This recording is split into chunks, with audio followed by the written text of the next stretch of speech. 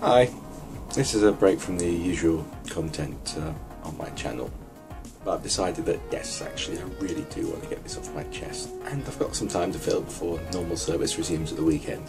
I've had something to say on the topic of Gaza, Israel and Palestine for a while, first holding back thinking that someone else must have covered it by now, but they haven't yet as far as I've seen, and then thinking that discussion's been around long enough that everyone's heard about as much as they can take of it.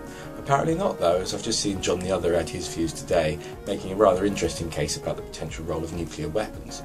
But still, my take on it is there to be made, and no one else seems to have considered it, so I'm going to say it now.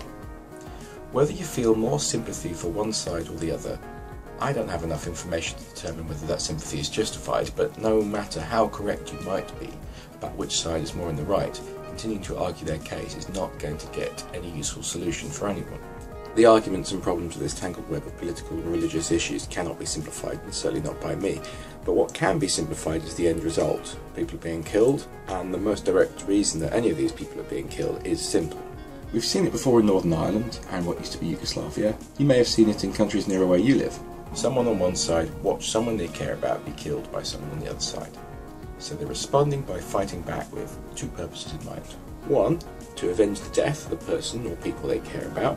Two, to create a deterrent from future killing of people on their side by members of the other side. Except it doesn't work, it does exactly the opposite. This reaction is just another killing, and only leads to the other side taking the same response for the same reason, and it's self-perpetuating.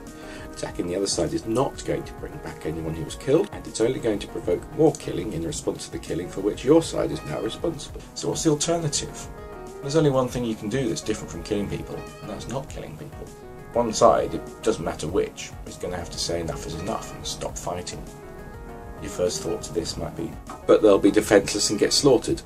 Yes, but some of these people would be killed anyway, were the cycle of provocation and retaliation to continue. But if one side are attacked after they've laid down their weapons, they can expect to gain full popular sympathy from around the world. No one likes to see people attacked when they've laid down their weapons. The other side will not be able to continue attacking them in a one-sided war without everyone on the outside looking in and saying, stop, that's wrong, that's not war anymore, that's just plain murder or even genocide. It doesn't matter who's most in the right or least in the wrong. Both sides just need to stop killing human beings. One side is going to have to be very brave and be prepared to have a number of martyrs from that one last attack that will come after they render themselves unarmed. But then, if they stop retaliating and just broadcast the message saying, we're not going to fight anymore, we actually want the fighting to stop, they will have all the sympathy from around the world that they need. It's not guaranteed, there's a lot of risk, but the alternative is guaranteed to see a loss of life continue until one side or the other has been literally wiped out. The question is not which side should take this step.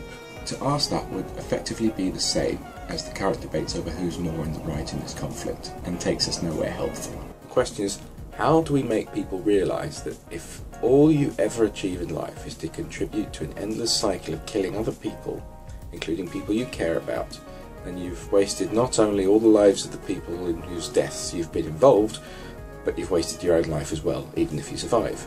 How do we bring realisation down on these people that their best bet is to stop, even if the other side will not stop until a few more deaths after they do? Thanks for listening, and see you at Old Trafford.